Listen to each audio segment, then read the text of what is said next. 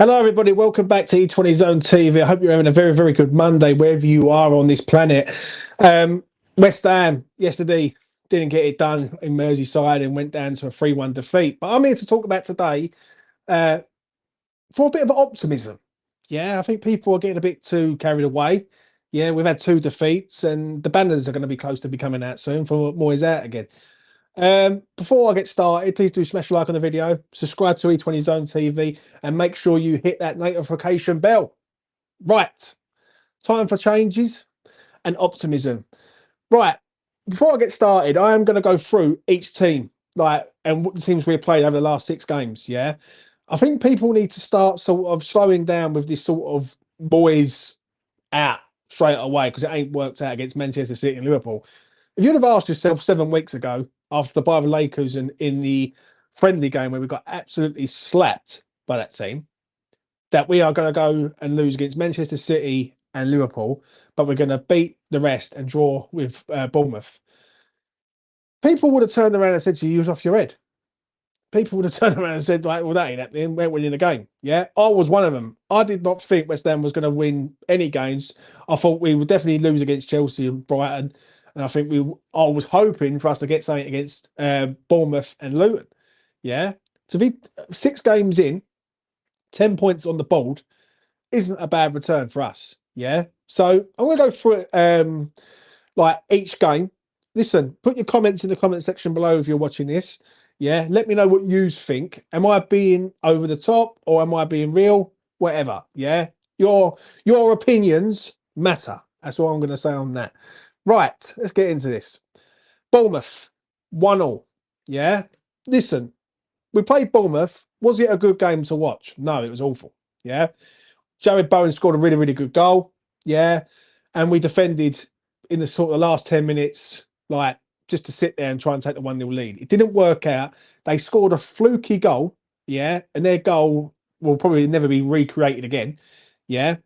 But I actually called it on the day, yeah. I actually done a preview. I turned around. This is a banker draw for West Ham. I didn't think West Ham would lose there, but I didn't see West Ham winning the game, yeah. After getting slapped by Bayer Leverkusen the week before, yeah, I think any West Ham in their right mind would have thought going to Bournemouth, let's just hope to get something, yeah, because it wasn't good, right? This game for me didn't really matter. They had a new manager in charge. Yeah, it's a 1-1 draw. We take it. Opening day of the season. Yeah, you can't keep going back to that. Yeah, so I'll move on to this man and this team, and that is Chelsea 3-1 win at home. Yeah, people say about we was lucky in this game. Yeah, I will give them some a credit on that we was lucky to a point. But the second half performance was excellent from West Ham from start to finish. First half, not so good. We was getting absolutely destroyed by Chelsea. But we scored early through Nathan Gued. We give away a penalty. They scored, right? And we was lucky to go in at half time 1-1. But the second half, we come out, we was a completely different side. Antonio scored. Nath got sent off, and it was a stupid tackle. But I like the passion and the commitment of the boys in that low block when we was 2-1 up in this game. Yeah. It wasn't lucky, yeah, because Chelsea just couldn't break us down. Yeah, even with 10 men, they just could not get through us. And then we obviously scored a late penalty for Lucas Paqueta. Now, people will look at that game and say, well, look how bad Chelsea are. Chelsea are bad, yeah. But you've got to give us some credit. We was pretty good on that day, especially in the second half. And from the first half to the second half, night and day. Absolute night and day. Chelsea come out in the first half, could have smashed us 3 or 4. They didn't, and we got the job done. How many times last season did you see West Ham go into teams like Southampton, Nottingham Forest, name them 2 teams, and not get anything? And we have literally like smashed them to bits, and we just couldn't break through. Yeah. Listen, some things you can't buy, and one thing you can't buy is luck. Yeah. Was we lucky in this game? Was lucky in the first half, second half? Absolutely not. So that's my thoughts on Chelsea 3-1. Moving on though to this game, Brighton 3-1. Performance of the season. Yeah. I do not get when people say we was lucky here, and like people go on about how Areola kept us in the game. Correct me if I'm wrong. We hit the crossbar twice. Yeah, we was 3-0 up. Yeah, the last 10 minutes of this game, they threw everything at us, Brighton. Rightfully so, because they're fighting to try and get something out of the game. They scored a good goal. But when people say about Areola, I want my keeper to make saves. Yeah, I want my keeper to save us from like conceding goals. That is what he's paid to do. Like a striker is paid to score goals. Ariola is paid to keep the ball out the net. Now, listen, was he good? Yes, he was. But so was Edison Alvarez in this game. So was Jared Bowen in this game. Yeah. So was Mikel Antonio in this game. They were all good. Yeah. It's by far the performance of the season. And people say about De Zerbi and Brighton and everything and the way they play. Moyes and the boys took him to school on this day. Absolutely took him to school. Yeah. And people say about this game, we was sort of fortunate. I completely disagree with that. Absolute disagree. Yeah, that's the first time ever I've seen West Ham destroy Brighton the way they did, and they did it in a sort of clinical way. Yeah. So we hit the crossbar twice. We scored three. We could have scored six. No word of a lie. Quite had a chance. Bowen had a one-on-one. Do not understand this one at all. Yeah, that's the best performance of the season, right? By a long, long way. Right. We move on to this team. And it's Luton 2-1 on a Friday night. Now, people say that we sort of didn't really, like we went to Luton, we was lucky. Yeah. We was 1-0 up, rightfully so, because we was a better team. Luton really didn't do a lot. It was only really our defending that made them look good, so to speak. Yeah. We scored a goal in the second half to go 2-0 up. Yeah. And then they scored a goal through really, really bad defending from us. Yeah. To let us come in. They could have had a penalty, but then we could have had a goal, really, if like Emerson Emerson and Antonio isn't offside. Do you know what I'm saying? It wasn't a penalty. We won the game. Listen, when you're playing a newly promoted side, and we've discovered this last season with Forest again, go in there and you're the opening game, they're going to give it everything. Yeah. But I never felt unfazed in this game against Luton, right? I knew West Ham would go to Luton and win because I just look at West Ham as they're built different this season. Yeah, they really are. So when I look at this game, was we lucky? No. Did West Ham deserve to win that game? Yes. It's pretty simple, really. Do you know what I mean? Luton didn't deserve to get anything out of that game because they wasn't really in the game for vast majority of it. Do you know what I mean? It was mainly West Ham. The problem is with us and this game is where Kenilworth Road, and if you've ever been to Kenilworth Road before, it's very tight pitch. And I don't think the players could sort of adapt to that sort of tightness of pitch. Yeah. They did in the end because they scored 2 goals. So when I look at this game, West Ham completely deserved to win that game against Luton, was a better team. And yeah, they could have had a penalty, but they didn't get a penalty. Yeah. How many times do we need a penalty somewhere and we don't get it? Is what it is. Right. We'll move on. 2, Manchester City, 3-1 defeat last week end. Right. I look at this game as we shot ourselves in the foot. Yeah, we really did. Yeah, we scored a goal, and it's 1-1. Obviously, we know how good Manchester City are. Right, we go ahead. They come back. We allowed them back in the game in 2 moments. Really, the goal just after half time, and obviously the second goal was a killer. Yeah. I don't get disheartened by this one, yeah, because Manchester City are a world-class team. They have got world-class players all around their team, and West Ham defended well, yeah, in moments, but in the end, Manchester City's quality come through, right? We made one error in that second goal, yeah, which is a stupid error from us, and on a different day, it doesn't happen, but it just happened to happen on that day, yeah. I can't get disheartened and I can't get disappointed by West Ham losing to Manchester City at home. I really can't. Because how many times have I and you's seen West Ham lose 5-0 at home to Manchester City? Yeah. How many times have you've seen us get absolutely destroyed by this team? Right? They're a good side. No, I'll rephrase that. They are a great side. Yeah. And they've got a great manager. They've got some great players in their team. Yeah. So you've got to give them the respect that they are due. They are Manchester City. They are the treble winners. They are the best team on the planet. Yeah. So for me, I can't get disheartened by this one. I really, really can't. Moving on to yesterday's game, Liverpool 3-1. Yet again, I'm going to sort of repeat what I just said about Manchester City. Yeah. We're in the game. Yeah. We equalise. They go ahead. We come back. Second half was dead for West Ham. I will say that. Right. from start to finish that second half, we didn't really do anything, of any note, and we just allowed Liverpool to do what they like, how they like, when they like, sort of thing. Yeah. Their second goal is another one which is pretty similar to Manchester City's second goal. Ball over the top for someone to run onto. Silly, really. But we're West Ham United. We're going to make errors. Yeah, we're not the best team in the league. Do you know what I'm saying? So it's going to happen, right? Yesterday's game for me, when I weigh up this game, is it was bittersweet for me yesterday. I said it on the afterthought, and I said it on the player ratings that we was in the game, and then we just allowed the game to slip away from us. Yeah, but let's have it right here, right now. Manchester City and Liverpool are not going to define West Ham season.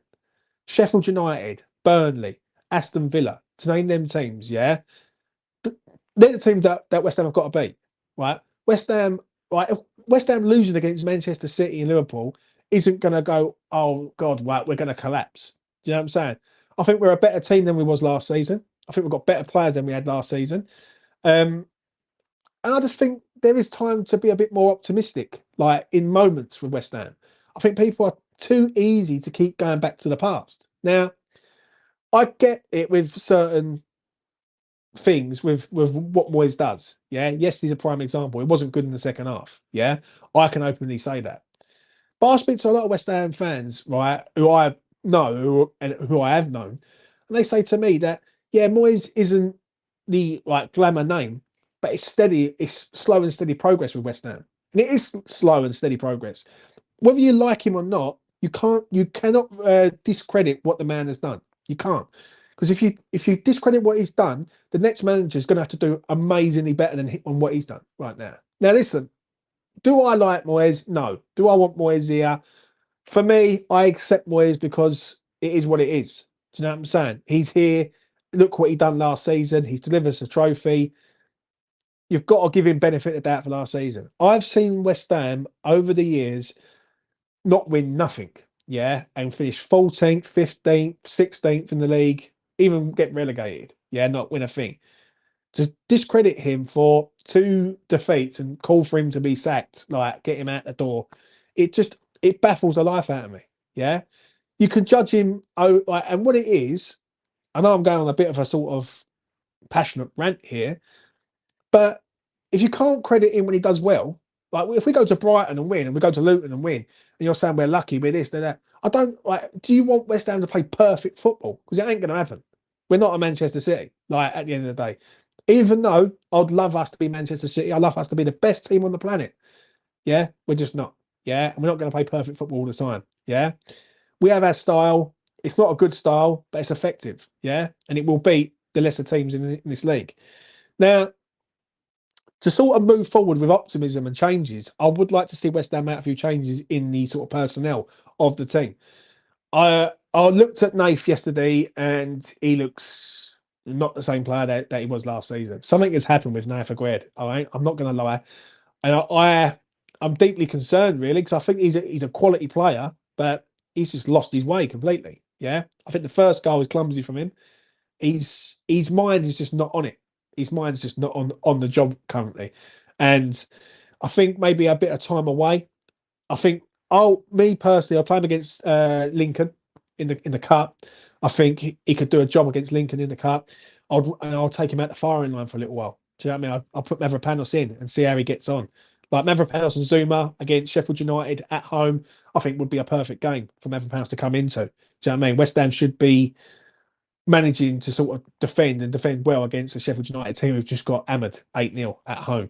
So for me, Mavropanos might have to come in. Do you know what I mean? Even though I was defending Aguerd the other day, the mistakes are still coming through, and we are the sixth game in there. Like he's been sent off, he's been booked, he's scored, he's done everything for West Ham so far this season in such a small space of time. But sometimes you might have to take him out for the benefit of him and the club. Do you know what I mean? So that's me on Mavropanos and Aguerd. Mohamed Kudus needs to start playing. I'm not going to lie about this. Yeah, I think it's becoming a bit of a joke now where we've got a player on the bench who, for me, needs to be starting. Yeah, against Sheffield United, Mohamed Kudus has to start. Yeah, I don't like the four midfield. Yeah, and people say about Paqueta on the left, he's good. He is good, but it's just to shoehorn Souček into this side. Yeah, for me, Souček shouldn't be in this side, even though he's done all right. Yeah, this season. I think if you're going with like a 4-3-3, which I expect West Ham to go against Sheffield United, you can't play Souček, James Ward-Prowse, Edson Alvarez, and Paqueta in the same team altogether. Like I can accept that 10 minutes to go if we're trying to shut up shop and see the game out. Can't accept that from the start. I'm sorry. Even though Paqueta's been really, really good on the left, he has, right? And let's be honest, I'd rather Paqueta as like in the middle where he can dictate play, he can like find passes and all that, and do a bit more from the middle on the park rather than the left hand side. So Mohamed Kudus needs to get in his side. He really, really does. Like, and I don't understand why Moyes isn't starting him. Yeah, I'm hoping that he starts him against Sheffield United. Yeah, it will. It will prove to me on Wednesday if Kudus starts on Wednesday against Lincoln, then basically he's not starting at the weekend. Yeah, so we will know more on Wednesday night when the team sheet comes out against Lincoln away in the cup. But I do want to see West Ham be a bit more on the front foot moving forward now. Like Sheffield United at home, right? You've just seen what happened with them against Newcastle. I expect West Ham to turn up at the LS Saturday, 3 o'clock, and do the damage. There is no excuses now, like in regards of not attacking these sort of teams. Yeah. So Mohamed Kudus has to play, and whoever he comes in for, yeah, which it probably should be Souček, yeah, will remain to be seen. But I'm going to leave it at that, people. Yeah. Have a think about what I've said today, right? Put your comments in the comment section below. Tell me if you think I'm right or if you think I'm being completely wrong. It's always good to hear from you on here. And listen, I always like looking at the comments and seeing what people have to say in regards to what we speak about. Do you know what I'm saying? For me, to round it up, I think this season's quite optimistic. Yeah. People say about we could lose the next three. What happens if we win the next three? Do you know what I'm saying? West Ham this season, their aim is to finish in the top 10. Yeah. For me, they should be finishing in the top 10. Anything below the top 10 is unacceptable, in my opinion. Yeah. As a club and what we are, and with the fan base, with the finances that we are, because we're not a small club, we should be easily finishing in the top 10. So, yeah, it'd be interesting to see what you say about this video. Anyway, smash a like on the video. Subscribe to E20 Zone TV if you're new around here, and hit that notification bell. I will be back in the week with the boys to talk about Lincoln. We're going to Sinsel Bank, and we're going to see how we're going to get on there. Tough place, Lincoln. Honestly, a few years ago they played Arsenal in the FA Cup, and yeah, they had an amazing run in the FA Cup a few years ago. It's like they don't have an amazing League Cup this year against us. So yeah, we will see what happens there. Anyway, take care of yourselves. Have a good day wherever you are, and above all else, take care of yourselves and each other. Peace.